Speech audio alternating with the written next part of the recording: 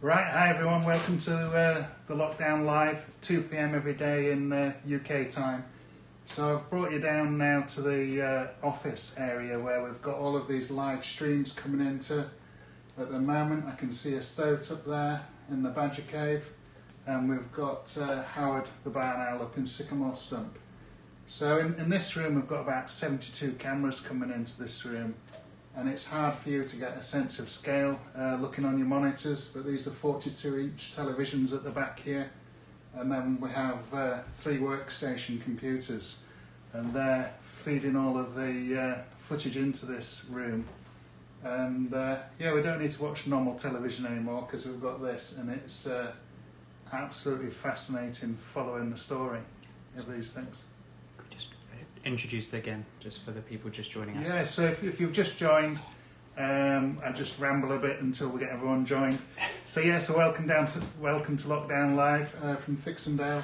So we're in the office area, and we're looking at the live cameras today, and this is where they all come into. So we've got about 75 cameras coming into this room, into 3 different workstations. Sam's just off camera, taking any questions from you, and they'll feed the questions into me at the end. So this is a really exciting place. Got lots of exciting places. My studio, outside, and in here. This is one of the best places to spend some time, and I've got 3 people working on the video side, bringing you all of this wonderful wildlife. So we've got the stoats live up on camera now on the Stoat channel, just eating, and we've got Howard up there in Sycamore Stump. But this is where all the information comes into, and it's a big job sifting and sorting. So these cameras record by movement, and we have to, it's a little bit like thinking about the security aspects that a lot of these cameras are designed for. Is if someone opens a door, we want the camera to trigger, and we are looking at these nest entrances as almost as doors, so a lot of the areas are masked off, and we're just waiting for a trigger, a motion spike within where the barn owl is going to sit or the stoat's going to pass through. So we get little motion spikes when we're reviewing the footage. But I'm just going to take you back in time now a little bit to some of our favourite moments, and I'm just going to cover Hans and Greet today and their first sort of moment. So we've got a lovely clip here. I think Will's just going to zoom in a bit for us so you can see this. I'm going to show these clips at the end as well. So this is Hans and Greet, the 2 little barn owls named by Dagmar, one of our subscribers, and they're just gorgeous little thing. So we've got Hans here, Greet there, and still got their eyes closed at a week old. Very vulnerable still, and safely being looked after here by Gylfi. And you can see on here, female barn owl has these lovely little fleck markings on her front, and quite often they have a dark fringing around the facial disc, whereas a male is more white and actually paler in colour all over. So Robert, just for people who haven't been watching the streams, if we could just introduce the barn owls and the bit of their story. Yeah, so I've got been following barn owls here for years now, and we've got Hans and Barney with the, what am I on about? It's Barney and Gylfi. Barney's the male, Gylfi's the female, and they've been nesting here for a couple of years, and it's just a great sight. I've put new cameras in there this year so we can get a really close look at them. So we follow their nesting story each year, and this starts as early as February, the courting. So, but unfortunately we've lost Barney for some reason. We're not sure what's happened to him, which is really sad for us all here, because we get very attached to these owls. We're following their life story throughout the year. So I'm going to show you the next clip, and I absolutely love moments like these. These chicks are a week old again, and it's really special to see these moments where we've got the 2 chicks safely tucked under the female barn owl here, and they're having some voles, a vole as a meal, and she tends to throw her legs forward so she can feed them, especially when they're small, and then she tears up the food and feeds these chicks. And this is a really sort of special moment, and we see these lovely little feet, and they're not pretty at this stage, it has to be said, but they do turn into these absolutely beautiful owls. So this is you know, quite magic to sit in this room and be able to watch scenes like this they're completely unaware that we're watching them and studying them, and yeah, just a special little video, that one. And then we're getting a little bit bigger, so just explaining to everyone, people ask about the day-old chicken chicks and where they're coming from and things. So we supplement feed some of the wildlife here. We feed garden birds, we feed them seed, but we also feed the kestrels, the barn owls, the tawny owls and the stoats. So the main reason is you know, we can get this extra special and close footage by popping food out with them, but we're also really helping these owls get through each year. So this year has been a really low vol year, and when we get a really low vol year, most of the owls in this area haven't bred this year, apart from the ones that are supplementary fed. So these owls simply wouldn't exist this year unless I supplementary fed the adults. So these are cockerels from the hen laying industry. As everyone knows, cockerels don't lay eggs, so they're a byproduct of the hen laying industry, and we get them frozen, like 1,200 at a time, like half a chest freezer full, and they're you know, they get our owls through, they get them breeding, and double brooding as well, which is quite unusual to have a double brood. It's about every 4 to 5 years we end up with a double brood of barn owls when there's enough food. So yeah, so they can, at this age they can swallow a mouse whole, which is absolutely fascinating to watch. But the day-old chicks being a bit bigger, they've got to learn how to start pulling at them and tearing at them, and this is early stages of them learning how to pull at food. They're still at 3 weeks old, they're still a little bit on the haunches, they haven't yet stood up. So but we're just seeing a little show of wing feathers poking through. So this is 3 weeks old, and what will really surprise you is what happens when they get a little bit older, and I'll just show you them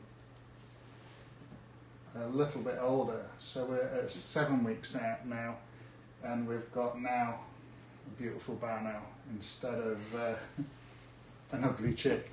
So this is what happens within a month. They're stunning owls.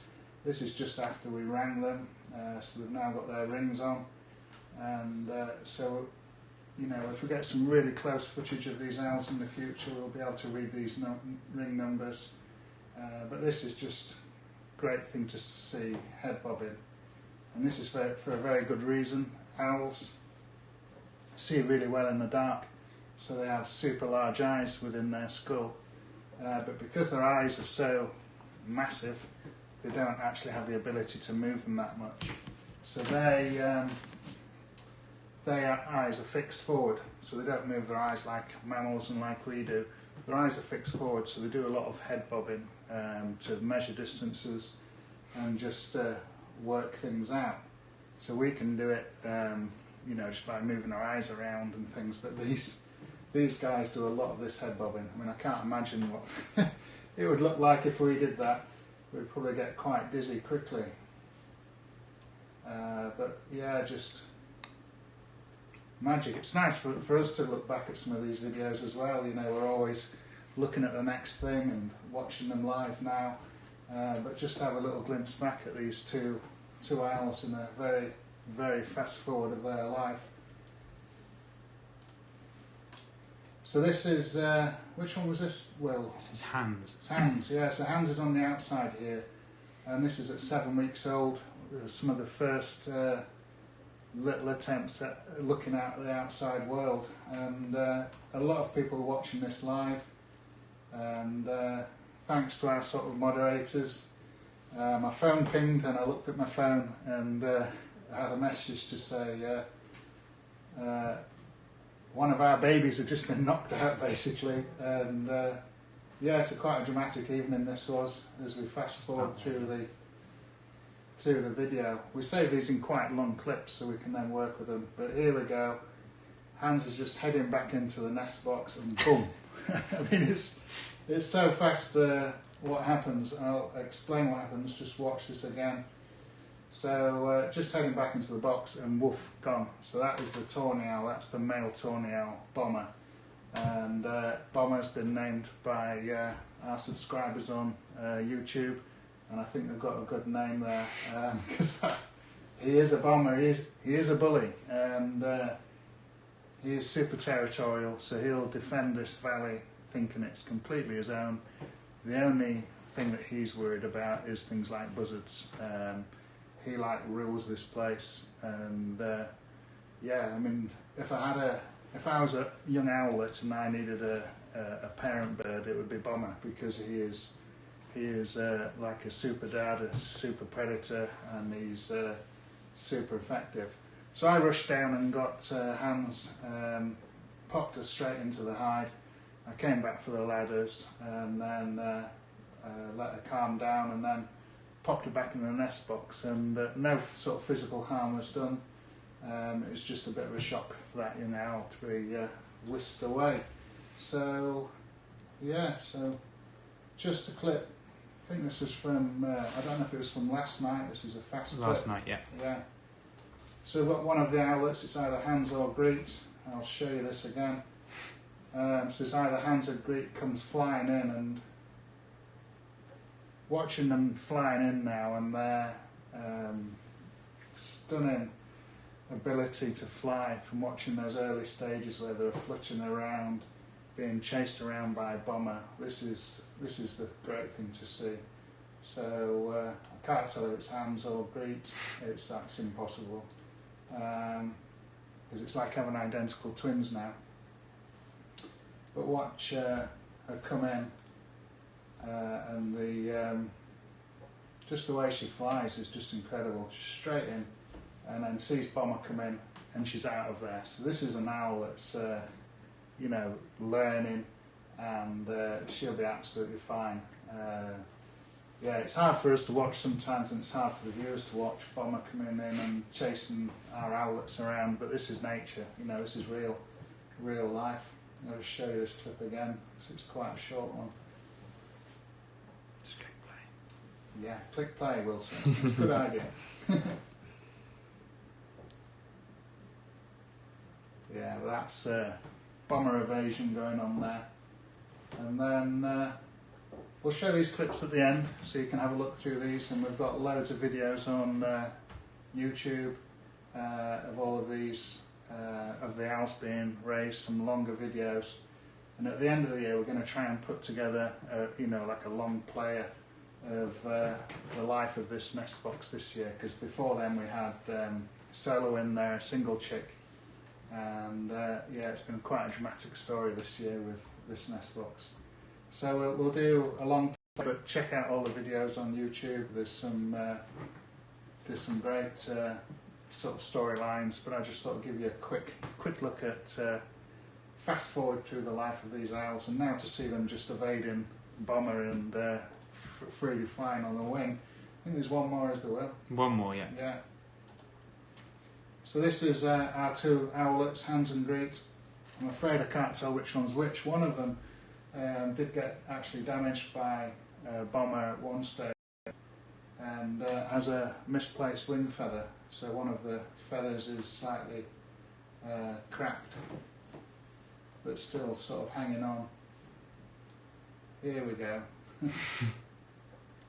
So this is really quite unusual. These owls seem to know from quite a distance who's who and how to approach them. There's a very strong pecking order here in the valley. All these barn owls know each other, and these two guys, Hans and Greet, clearly know each other, and they're often like this. It's so funny to watch them.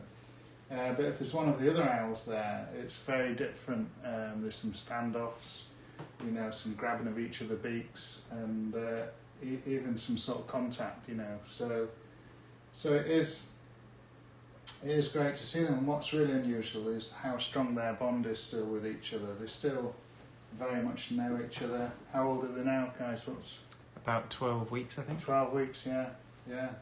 So at 9 weeks they fledge, but you can see here that this feather here, that's been misplaced. It's basically been cracked and spun, and that would probably be one of the bomber attacks.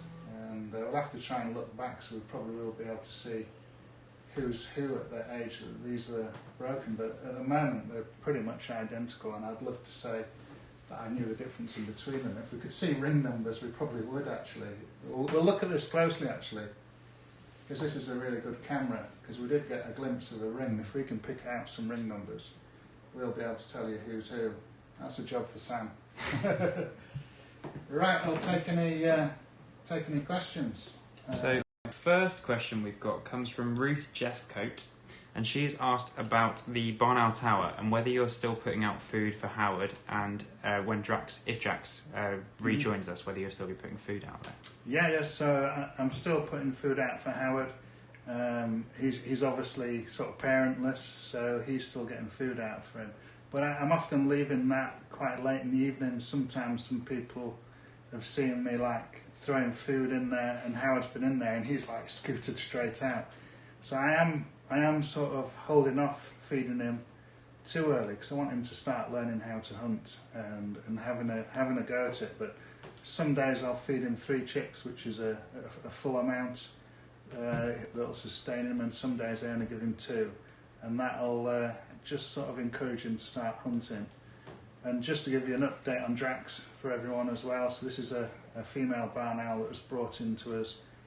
We tried her out in the tower, just locked in to the nest box there, which is quite large, but she had a cough, and her cough didn't go away, and she's got respiratory problems. She's been on 1 course of antibiotics at Jeans, and she's put on weight, and we're just thinking she's looking pretty good, but she still has this cough. So she's now going on round 2 of antibiotics, so hopefully this second round of antibiotics will sort her out. But there's absolutely there's no guarantees. At this time of year we've got late broods. We're literally heading straight into winter. We're in autumn, it's been damp. So it's hard for these chicks that are born so late in the year. Most of them don't survive unless we help them out. Really good. So Jenny Comerford asks, and I think you may have answered this one, how many cameras are in your garden? How many run at once? And which was the most challenging to get right? Yeah, so there's about 75 cameras coming into here, of the IP cameras, and then we've got analogue cameras as well, which is, there'll be maybe 30 odd of those as well. So there's a lot of cameras coming into here, so over 100 cameras in total. And challenges, yeah, they're all challenging.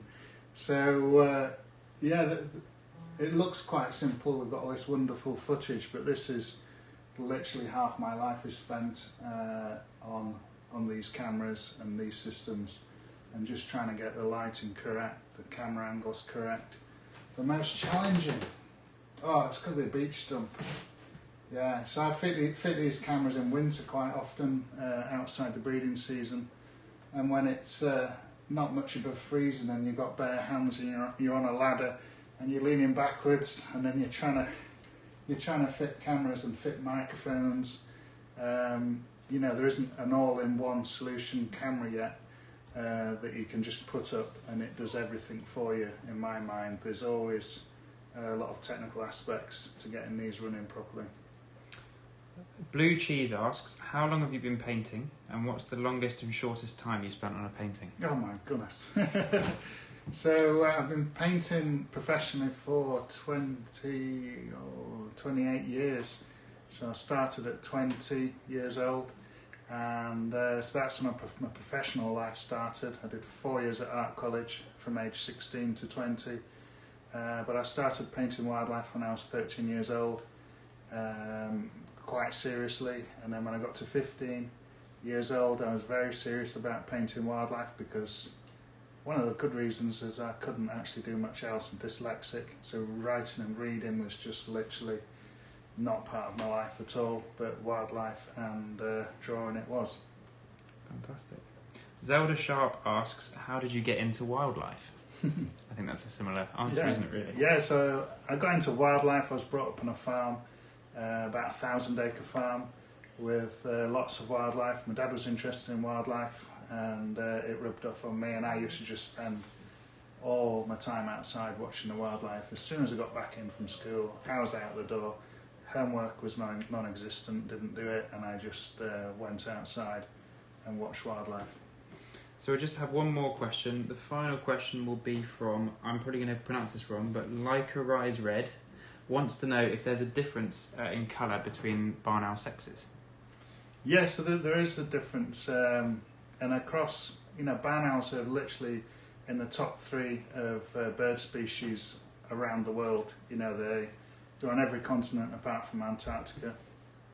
So in different subspecies have different colorations. But there is quite a clear difference in between them. That the females here tend to be more coloured, so they'll have creamy colours around their front here, and they have these little fleck markings down their side, starting sort of here and then going down the side. And they tend to have more grey on the back, whereas males in general are more pale. We've got Howard up there, and he's quite a dark male, so he does have dark fringing. Just checking out, yeah, he's got dark fringing around his facial disc. So if I just looked at his facial disc, I would say he was a little bit of a bit female. But when you see the whole owl, he's got dark ochre colours to him. But when you look at the bluey grey areas, it's very sparse on him. So he's a male. So it's a very you can get dark males and light females, and the two, there isn't that much difference in between the two, but typically females are darker and males are lighter in the UK. That's brilliant. Thank you all for your questions. And the final thing we have is to announce the winner of our poll, and I'll give you the details there. All right. Well remembered, yeah. We forgot to do this yesterday. So, so we've got Ollie, yeah. So Ollie's won with 220 votes. So thank you, yeah. If we just explain who Ollie is to people who don't know. Yeah, so we've got a new barn owl. Barn owl is unfortunately no longer with us. And we've got a new barn owl knocking around at the moment, and we're just hoping he's going to be our new male. I don't mind if Howard is, because he's quite beautiful, so whoever becomes our new male is absolutely fine by us, but Ollie's hanging around, and he's looking as if he could be our next male here in the valley. So so Otis, he got 94. And who was the last one? I need my glasses on. It's Bryn. Yeah. So and Bryn got this close. 186 for Bryn. So thanks to everyone for voting, and we're going to keep doing this at 2 o'clock every day. I'd like to thank you all for joining. And what have we got planned tomorrow? And thank you for support. What is the plan tomorrow, Will? Did we have a plan? Whisper and Stuart, I believe. Yeah. Yeah, so tomorrow we're going to release Whisper and Stuart, and this is, quite a big moment for us all here. I got Whisper, it was tiny little stoat when I first got her, and then Stuart came a little bit later.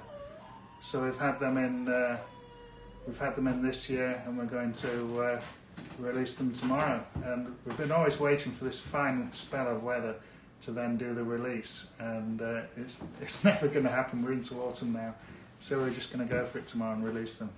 So thanks everyone for joining us. We'll leave you with a compilation of the owl clips.